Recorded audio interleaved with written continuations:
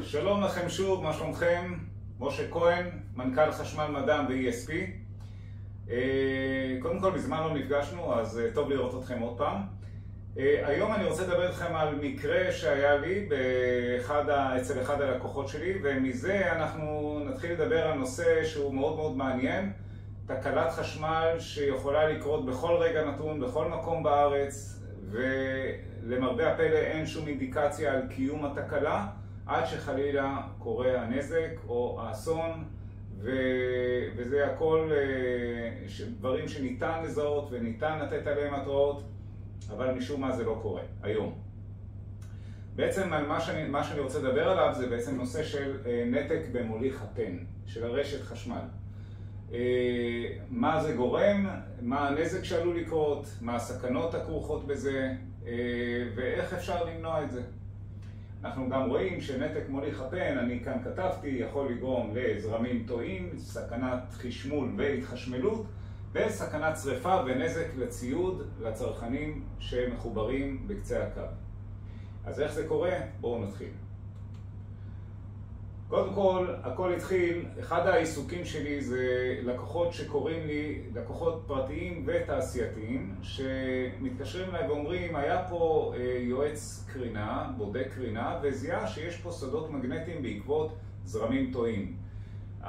מה זה זרמים טועים? תכף אני אסביר, אבל בעצם מדברים על שדות מגנטיים שנגרמים, שקוראים להם ELF, זה כתוצאה מזרמים חשמליים ברשת הבית, או מבחוץ, ואז מתקשרים אליי ואומרים, בוא תנסה לפתור את הבעיה, להעלים את הזרמים הטועים, למצוא למה הם קיימים ולהעלים אותם.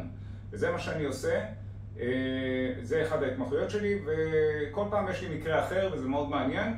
במקרה הספציפי הזה, אני זיהיתי שיש בעיה שמגיעה מבחוץ, אני ניגשתי לעמוד החשמל ובדקתי וזיהיתי שיש 71.5 אמפר זרם בהערקה שעולה לעמוד, ומשם הכל התחיל, והנושא שאני אדבר עליו קשור בהחלט לנושא הספציפי הזה. אז קודם כל בואו נדבר על מה זה זרמים טועים. זרם טועה עם ת' ועין זה זרם שנמצא לא במקום הראוי, זאת אומרת הוא לא נמצא בכבל חשמל שממנו הוא יצא מהשנאי לכיוון הצרכן, הוא אמור לחזור באותו כבל במוליך האפס, ובעצם ברגע שיוצא מהשנאי בפאזה לצרכן ובגלל איזשהו ליקוי חוזר חלק מהזרם, לדוגמה, כן, דרך הערקה, אז אם יש לנו פה נגיד 20 אמפר שמגיע, 10 אמפר חוזרים דרך הערקה, 10 אמפר חוזרים דרך האפס, ובעצם גם הרשת החשמל יוצאת מאיזון, וגם האדמה או הערקה או צנרת המים יש בה זרם והיא מייצרת שדה מגנטי. גם הרשת וגם הערקה. זה נקרא זרמים טועים. גם ההפרש שנוצר כאן, חוסר האיזון, וגם הזרם שיש בערקה, אלה זרמים טועים. אז בואו נתחיל, יש לנו כאן עמוד חשמל, יש עליו שנאי, ויוצאים יוצאות שלוש פאזות, ומוליך פן לכיוון הצרכנים. כמובן שפה ציירתי רק צרכן אחד, אבל זה לא מחייב שיש רק צרכן אחד, כמובן יש הרבה צרכנים על הקו הזה, ובכל אחד מהם יש שיטת איפוס. מה זה איפוס? לוקחים את מוליך הפן, הרי פן זה מוליך משולב מה שנקרא, זה מוליך שמשמש גם כאפס ראשי למתקן, וגם בשביל האיפוס, בשביל לחבר אותו אצל הצרכן לנקודת הערקה שלו, ליסודות שלו. התנאים לאיפוס הם שני תנאים עיקריים. אחד זה שיש השוואת פוטנציאלים במתקן, יש הערקת יסוד, יש השוואת פוטנציאלים, כל היסודות וכל השירותים המתכתיים מוערקים לפס השוואת פוטנציאלים. ודבר שני, שהתנגדות מסת האדמה נמוכה מ-20 אום.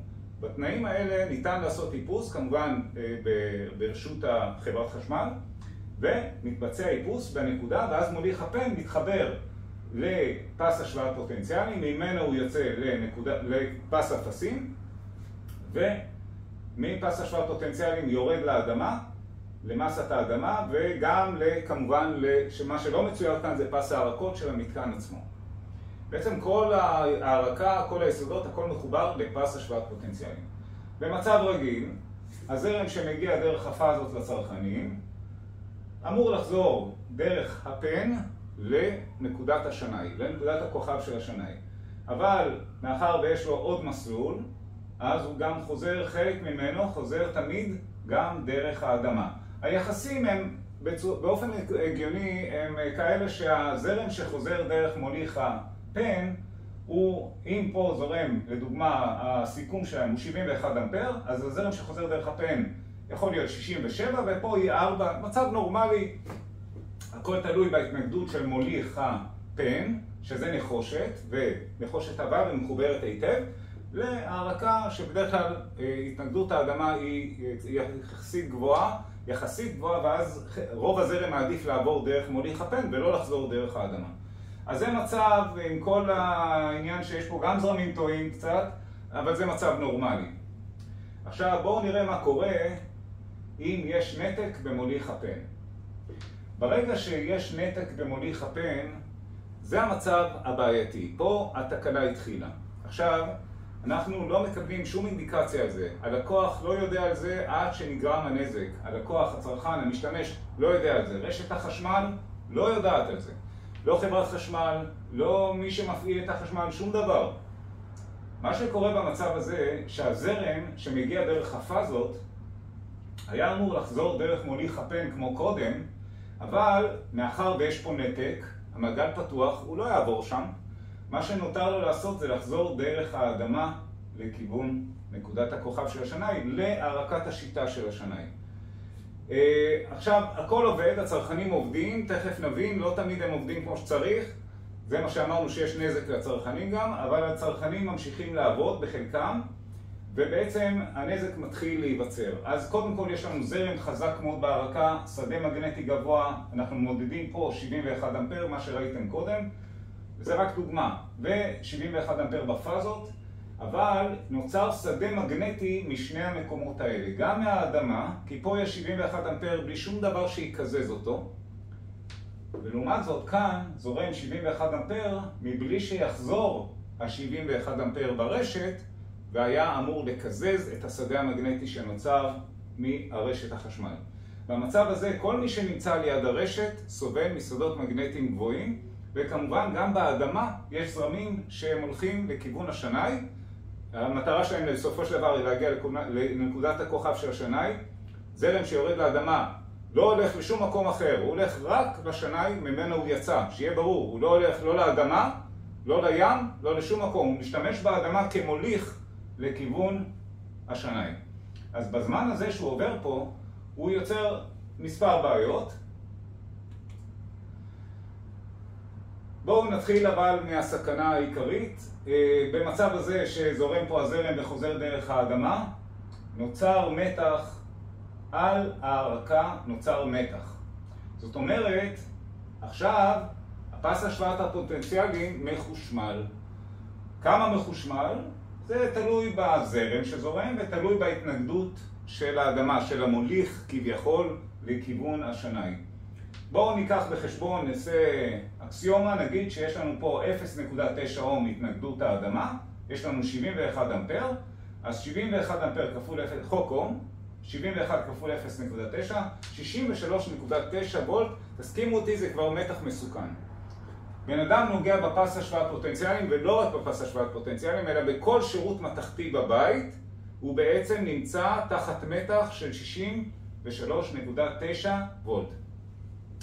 אבל לא סתם קבעו שאם יש איפוס צריך שיהיה קודם כל השוואת פוטנציאלים. המטרה, מה המטרה? ועכשיו אתם תבינו.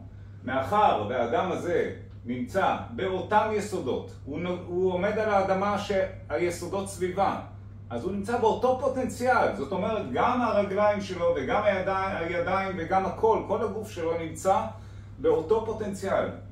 ואנחנו לא מתחשמלים מפוטנציאל אחד, אנחנו מתחשמלים מהפרש פוטנציאלים. זאת אומרת, אם הרגליים שלו היו נגיד במקום אחר, סתם, אז ברור שהיה לו הפרש.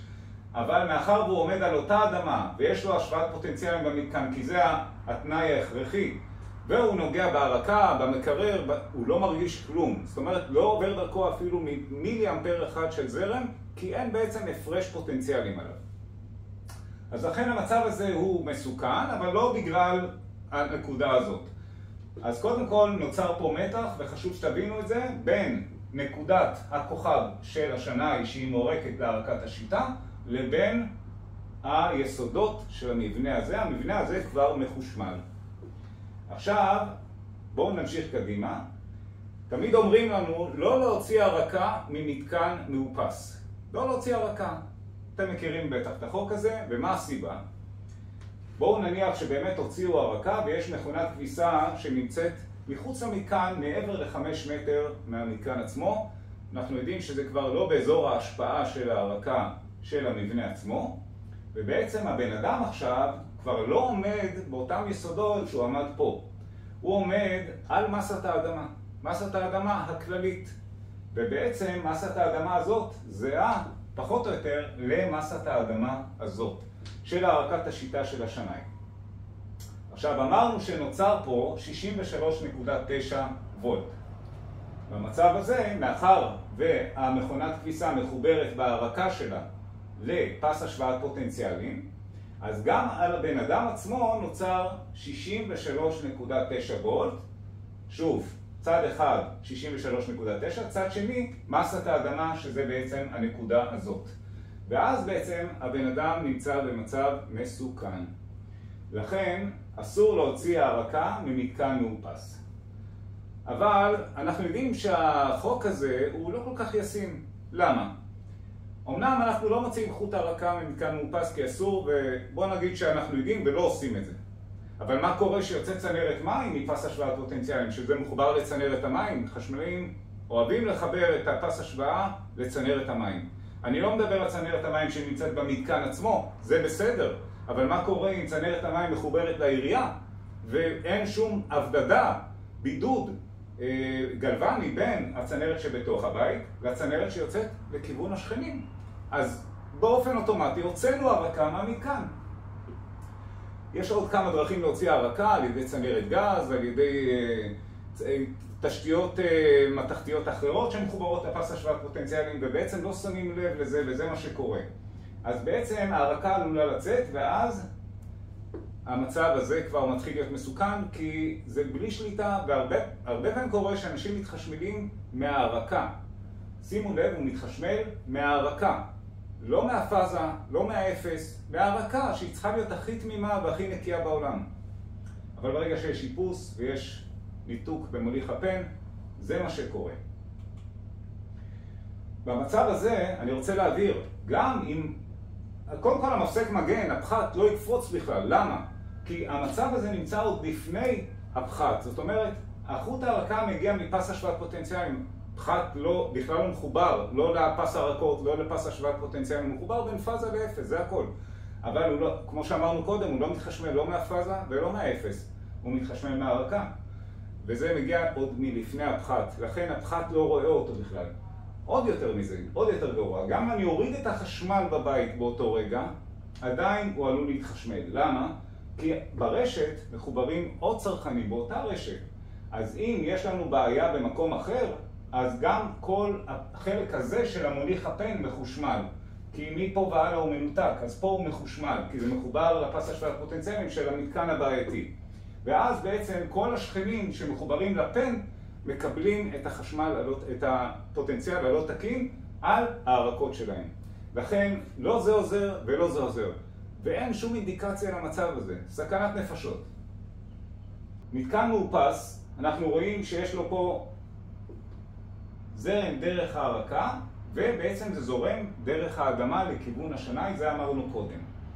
מה הסכנות שיש בזה, בזרימת זרם דרך ההרקה, ובכלל במה שדיברנו? זה קודם כל זרמים טועים בהרקה, גורמים לסודות מגנטיים מוגברים, קרינה בלתי מייננת. שוב אני מזכיר, גם כאן וגם כאן. גם הרשת חשמל שלפעמים מסתכלים בחלון ורואים את זה 3-4 מטר לידינו. פשוט ככה. וזה באמת לא משנה אם זה כבל תם שהפאזות והאפסים מגולגלים ביניהם כדי למנוע קרינה, כי זה לא הבעיה, הבעיה היא שאין איזון בין הפאזות לאפס. ואז גם זה יוצר שדות מגנטיים חזקים מאוד, וגם הרשת מזוהמת וגם האדמה מזוהמים שניהם, וזה לא בריא. זה יוצר קורוזיה, זרמים בערקות עוברים דרך ברזלי זיון של הבניינים, דרך צנרת מים, דרך צנרת גז, יוצר קורוזיה, לא בריא, גם עושה נזקים מעבר לזה. סכנת מתח צעד, כי המתח צעד בעצם תלוי בהתנגדות הערקה ובזרם שזורם בערקה. זאת אומרת, ככל שזורם יותר זרם וככל שההתנגדות של הערקה יותר גבוהה, הצעד שלנו, הפסע שלנו, הוא תופס יותר התנגדות, עומד על יותר התנגדות, והזרם שזורם שם בעצם שוב חוק אום, זרם כפול ההתנגדות, זה המתח של הצעד שאנחנו נמצאים בו וזה מתחיל להיות מסוכן. סכנת חשמול והתחשמלות מתשתיות הערקה, כמו שראינו קודם, נזק לצרכני החשמל וסכנת שריפה. אני אסביר עכשיו את הקטע הזה, עקב תזוזת נקודת האפס. אז מה זה בעצם תזוזת נקודת האפס? במצב רגיל, אצל הצרכן, קודם כל יוצא מהשנאי בצורה מאוזנת לחלוטין, 230 וולט לכל פאזה. נקודת הכוכב של השנאי, זה יוצא לכיוון הצרכנים. ברגע שיש לנו את הבעיה, כמו שראינו, של 63.9 וולט בין נקודת האפס של השנאי לבין נקודת האפס החדשה שיש לנו, שזה בעצם מה שראינו מוליך הפן הקרוע, מהנתק בפן לכל אורך הדרך יש לנו בעצם תזוזה של נקודת האפס, ואז שימו לב מה קורה, פאזה R שקודם קיבלה 230 וולט יכולה לקבל רק 80 וולט, פאזה S או T לא משנה, יכולה לקבל 320 וזאת תקבל 260, זאת אומרת הצרכנים שמחוברים לפאזות עם המתחים הגבוהים יכולים להישרף, להתפוצץ, להינזק במקרה הכי טוב. אז ככה שזה מאוד מסוכן גם לצרכנים, וזה מה שקורה אצל הצרכנים, הנזק כבר מתחיל להיגרם. ובכן, נשאלת השאלה איך בכל זאת אפשר להימנע מהמצב הזה. אז להימנע מהמצב הזה לא באמת ניתן, אבל כן ניתן לקבל אינדיקציה ברגע שזה קורה, או ברגע שהנושא מתחיל להתבשל. מה זאת אומרת מתחיל להתבשל? מוליך הפן, בואו נגיד שזה לא ברק מהשמיים שפגע במוליך הפן וקרא אותו. בדרך כלל מדובר על מגע רופף שמתבשל לאט לאט, והמגעים מתחילים להיות פחות טובים, ויש התנגדות גבוהה במגעים, ובעצם את הדבר הזה כבר אפשר לזהות בזמן אמת. איך אפשר לזהות? וזה לא משנה איפה זה קורה ברשת. אז בואו אני אסביר. בואו נגיד שזה קורה לאו דווקא כאן, אלא איפשהו, וזה יכול לקרות גם כאן, זה לא משנה איפה, במוליך הפן לאורך כל הדרך. ברגע שהמערכת תמדוד זרם על מוליך הפן וגם על הרקת השיטה של השנאי, בו בעת, ותזהה עלייה ברמת הזרם, ביחס של הזרם, של ההרקה, של מה שמגיע מהשיטה ומה שמגיע ממוליך הפן, הרי אמרנו בהתחלה שבגלל שמוליך הפן הוא הרבה יותר רבה והרבה יותר חזק, רוב הזרם יגיע דרכו, וזה משהו שצריך להיות קבוע. כי התנגדות האדמה לאו דווקא משתנה, והתנגדות הפן לא משתנה, אלא אם כן יש בעיה. ואז בעצם מוליך הפן, ברגע שיש לו מגע רופף, ההתנגדות שלו עולה. וכשההתנגדות שלו עולה, יותר זרם יעדיף לחזור דרך ההרקה. לאט לאט זה מתחיל לעבור יותר ויותר זרם דרך ההרקה, ולרדת במוליך הפן, עד שמוליך הפן מתנתק לגמרי, ואז בעצם ההרקה מגיעה לזרם הכי גבוה שניתן. בעצם זה סיכום של כל זרמי הפאזה, אבל בדרך יש תהליך, ואם אנחנו מצליחים לזהות את התהליך הזה על ידי מערכת אלקטרונית שיושבת על עמוד החשמל ומודדת את הזרם בפן ומודדת את הזרם בהרקת השיטה, הצלחנו לזהות את הבעיה בהתהוותה ולמנוע את הסכנות והנזקים, ופחות צריך לחשוב על הסכנות שנגרמות כתוצאה מזה, כי יש לנו מערכת שמגנה עלינו בפני זה. זהו, בעצם זה הפתרון שלי, אני מקווה שיאמצו אותו. תודה רבה לכולם, נהניתי מאוד, עד הפעם הבאה, עד הנושא הבא, להתראות.